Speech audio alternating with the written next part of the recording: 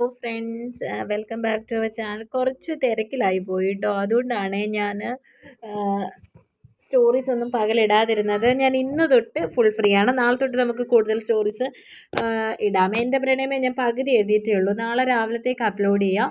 അതേപോലെ ഹൃദയരാഗവും ഋതുനന്ദനും ഒക്കെ നാളെ തൊട്ട് നമുക്ക് കണ്ടിന്യൂ ചെയ്യാം കേട്ടോ. അപ്പോൾ ഇന്നൊരൊറ്റ സ്റ്റോറിയുള്ളേ. കുറച്ച് തിരക്കും കാര്യങ്ങളും ആയതുകൊണ്ടാണ്. അപ്പോൾ നമുക്ക് തുടങ്ങാം. അങ്ങനെയാണെങ്കിൽ അത് വേണ്ട മോളെ. നിന്നെ ഞാൻ എൻ്റെ ആതിരയെ പോലെ കണ്ടിട്ടുള്ളൂ. അവളേക്കാൾ ഒരു 3 വയസ്സ് കൂടുതൽ കാണും നിനക്ക്. എനിക്ക് നിന്നേക്കാൾ 8 വയസ്സുണ്ട്. നീ എൻ്റെ കുഞ്ഞ് അനുജത്തിയാണ് മോളെ. നിന്റെ മനസ്സിലൊരു ബുദ്ധിമോശം തോന്നിയാൽ പക്വതയുള്ള ഞാനാണത് തിരുത്തേണ്ടത്. നീ ഇനി എന്നെ അങ്ങനെ കാണരുത്. ഞാൻ നിന്റെ അനിയേട്ടനാണ്. അതിന് മറ്റൊരു നിറം കൊടുക്കരുത്. അവളുടെ മിഴികൾ നിറഞ്ഞു. അവന് സങ്കടം തോന്നി. ഒക്കെ നിന്റെ പ്രായത്തിൻ്റെയാണ് മോളെ. വാ, ഞാൻ അമ്മാമ്മയുടെ അടുത്ത് കൊണ്ടാക്കാം. വേണ്ട, എനിക്ക് ഇങ്ങോട്ട് വരാൻ അറിയാമെങ്കിൽ പോകാനും അറിയാം. അവൾ മറുപടിക്ക് കാക്കാതെ നടന്നു. ആനന്ദ് അവളെ തടഞ്ഞില്ല. കുറച്ചു നേരം കൂടി അവിടെ ചിലവിട്ട ശേഷം അവൻ പോകാനായി ഇറങ്ങി. ഇടയ്ക്ക് അവൻ തടഞ്ഞിട്ടും അവൻ്റെ മനസ്സ് അമ്പലത്തിൽ മുഴുവൻ കണ്ണോടിച്ചു ആ ഒരു മുഖത്തിനായി. പക്ഷെ നിരാശയായിരുന്നു ഫലം. വീട്ടിൽ വന്നതും പോയി കുളിച്ചു ഭക്ഷണം കഴിച്ചപ്പോൾ അമ്മ ഉത്സവവിശേഷം പറഞ്ഞുകൊണ്ടേയിരുന്നു. ആനന്ദ് ഒന്നും കേട്ടില്ല. അവൻ്റെ മനസ്സിൽ നിറയെ ആ വിടർന്ന കണ്ണുകളായിരുന്നു.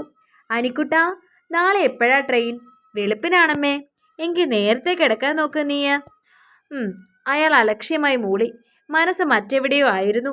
പെൺകുട്ടികൾ ഒരുപാട് കാണും കോളേജിൽ. കൂട്ടത്തിൽ കൊള്ളാവുന്ന ഒരാളെ സെലക്ട് ചെയ്ത് ഏട്ടൻ കൊണ്ടുപോരൂ, അല്ലേ അമ്മേ? ആതിര തമാശ പറഞ്ഞു. നിനക്ക് കൂടുന്നുണ്ട് കേട്ടോ. ആനന്ദ് അവളെ അടിക്കാൻ കൈയോങ്ങി. അവൾ ചിരിച്ചുകൊണ്ട് പ്ലേറ്റുമായി ഓടി. മക്കളുടെ കുറുമ്പ് കണ്ട മാധവിയമ്മ ചിരിച്ചു. ഉറക്കത്തിലും ആ കണ്ണുകൾ കടന്നു വന്നു. അലാറം അടിച്ചപ്പോൾ തന്നെ ഉണർന്നു.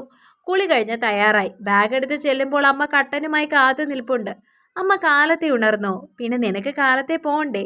ഇതൊക്കെ എടുത്തു വെക്കേ. എന്താ അമ്മ ഇതൊക്കെ? ഇത് കുറച്ച് കണ്ണിമാങ്ങ അച്ചാറാണ്. ഇത് ചമ്മന്തിപ്പൊടി. ഇത് കാച്ചെണ്ണ.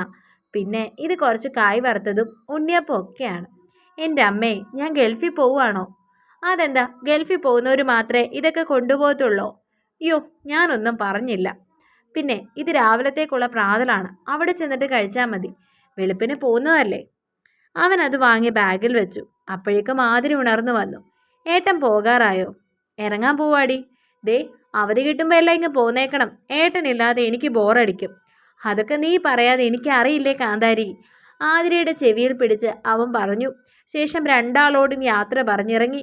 യാത്ര പറഞ്ഞിറങ്ങുമ്പോൾ 3 പേരുടെയും മിഴികൾ നിറഞ്ഞു. തൻ്റെ കണ്ണുനീർ ഒളിപ്പിച്ച് ആനന്ദ് പറഞ്ഞു. നിങ്ങൾ ഇങ്ങനെ കണ്ണു നിറച്ചാണോ എന്നെ പറഞ്ഞു വിടുന്നത്? എന്നിട്ട് ഏട്ടനാണല്ലോ കരയുന്നത്.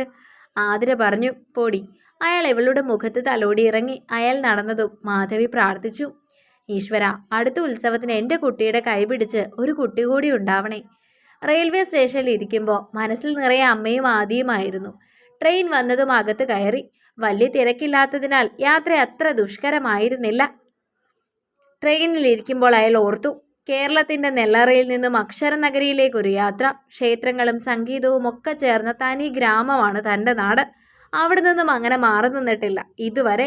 ഇതാദ്യമാണ്.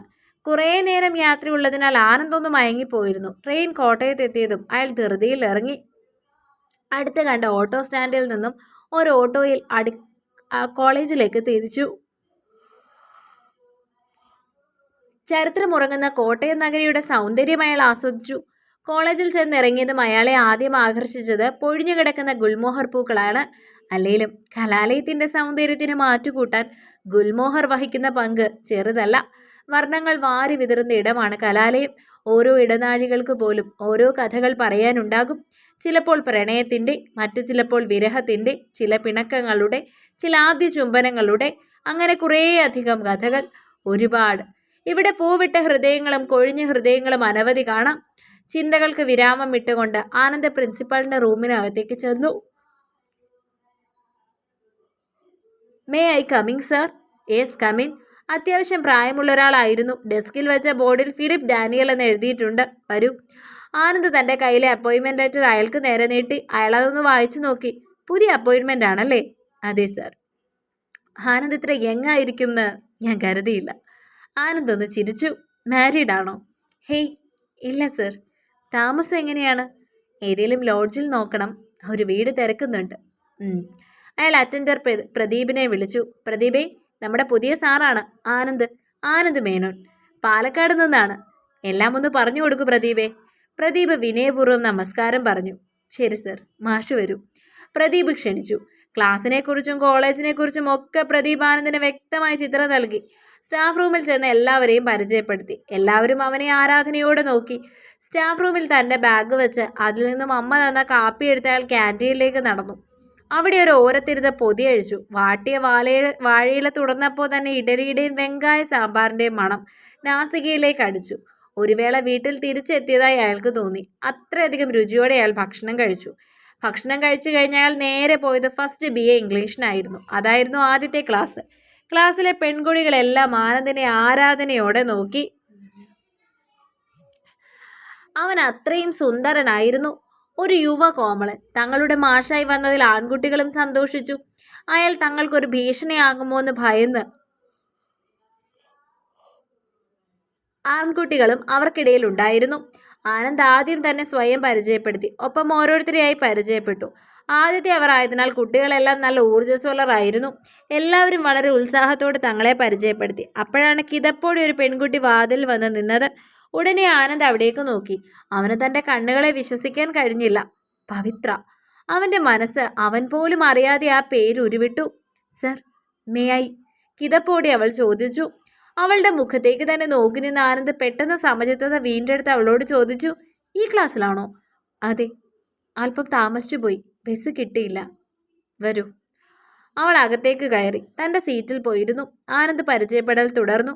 അപ്പോഴും അവളുടെ മുഖത്തേക്ക് ഇടയ്ക്കിടെ നോക്കിപ്പോയി. നീ എന്താ താമസിച്ചേ? മേഘ ചോദിച്ചു. വന്നപ്പോൾ ലേറ്റായി. നമ്മുടെ പുതിയ സാറാണ്, പൃഥ്വിയെ പോലെയല്ലേ? മേഘ ആരാധനയോട് ചോദിച്ചു. മിണ്ടാതിരിക്കടി, പവിത്ര അവളെ ശാസിച്ചു. ആനന്ദ് അവളുടെ അടുത്തെത്തി. അവളുടെ ഊഴമായി. പവിത്ര. അവൾ പേര് പറഞ്ഞു. അവനൊന്ന് പുഞ്ചിരി വരുത്തി. അവൻ ആ ക്ലാസ്സിൽ ശ്രദ്ധിക്കാനേ കഴിഞ്ഞില്ല. തൻ്റെ മനസ്സിൽ ആഗ്രഹിച്ച രൂപമായിരുന്നു അവളുടെ. പക്ഷേ അവൾ തൻ്റെ സ്റ്റുഡൻറ്റ്, അതിലുപരി ചെറിയ കുട്ടിയാണ്. അവന് വല്ലാത്ത അസഹ്യത തോന്നി. താൻ വെറുതെ എന്തൊക്കെയോ ആലോചിച്ചു കൂട്ടി. അപ്പോൾ ഞാൻ ആനന്ദ്, നിങ്ങളുടെ ഇംഗ്ലീഷ് ലിറ്ററേച്ചറാണ്. എൻ്റെ വീട് പാലക്കാടാണ്. എന്നെക്കുറിച്ച് എന്തെങ്കിലും അറിയാനുണ്ടെങ്കിൽ ചോദിച്ചോളൂ. സാറ് സിംഗിളാണോ?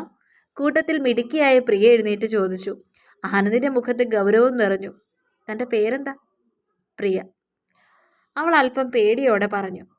സ്മാർട്ട്നെസ് ഒക്കെ എനിക്കിഷ്ടമാണ്, പക്ഷേ ഓവർ സ്മാർട്ട്നെസ് എനിക്കിഷ്ടമല്ല.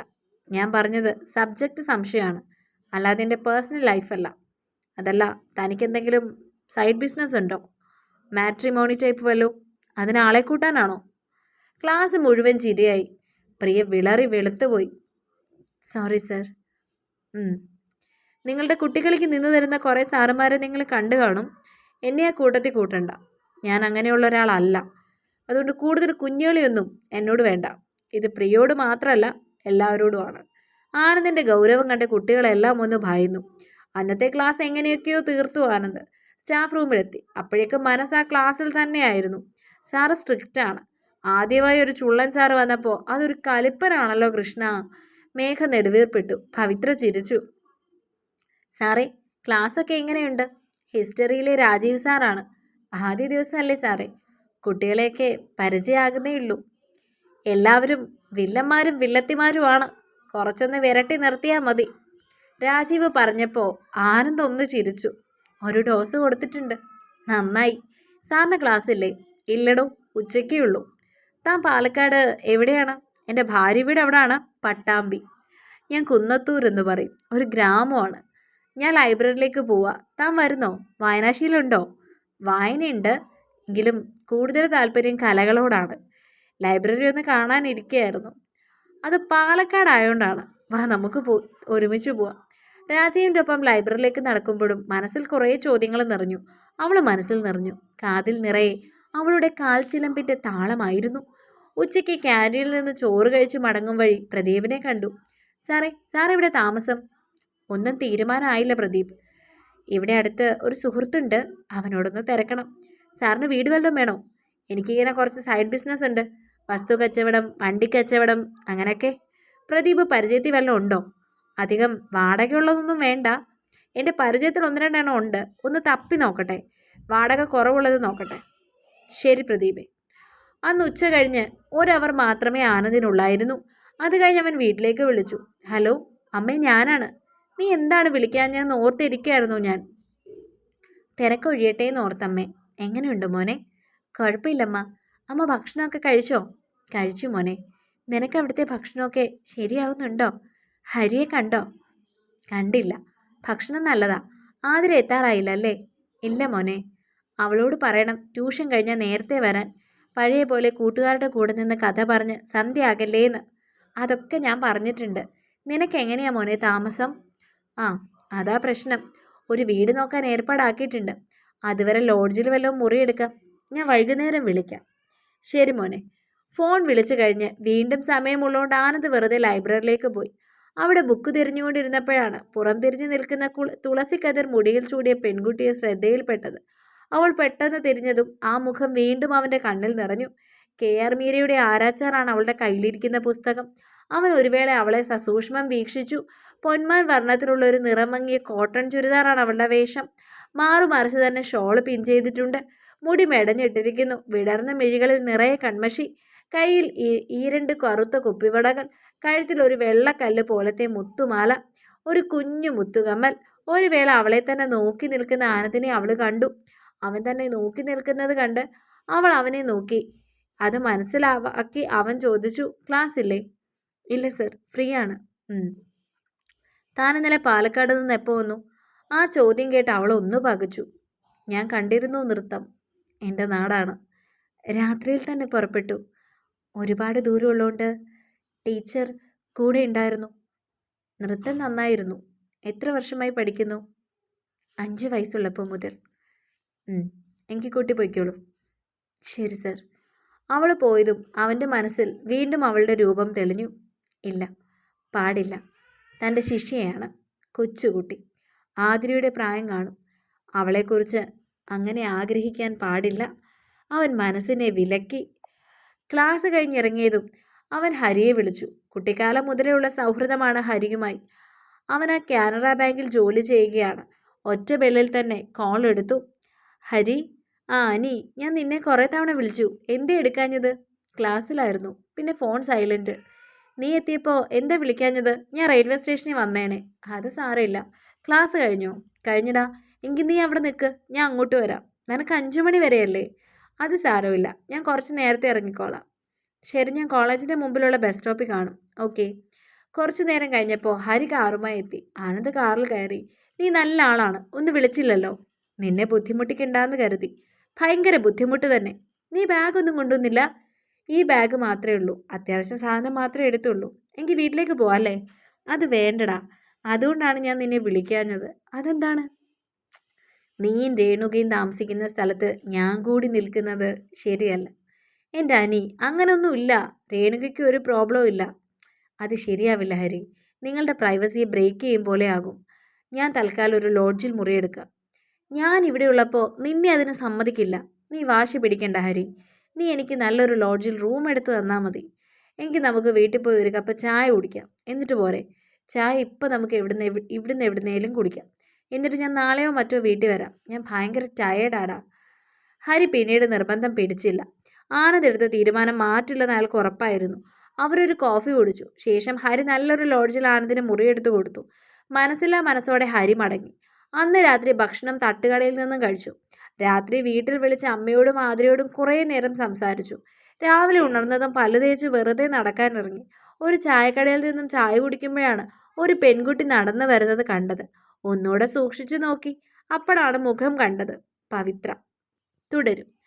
അടുത്ത ഭാഗങ്ങൾക്ക് വേണ്ടി ചാനൽ സബ്സ്ക്രൈബ് ചെയ്യണേ. നിങ്ങൾക്ക് പവിത്രയും ആനന്ദ് സാറിനെയൊക്കെ ഇഷ്ടമാവുന്നുണ്ടോ എന്ന് കമൻറ്റ് ചെയ്യാൻ മറക്കല്ലേ.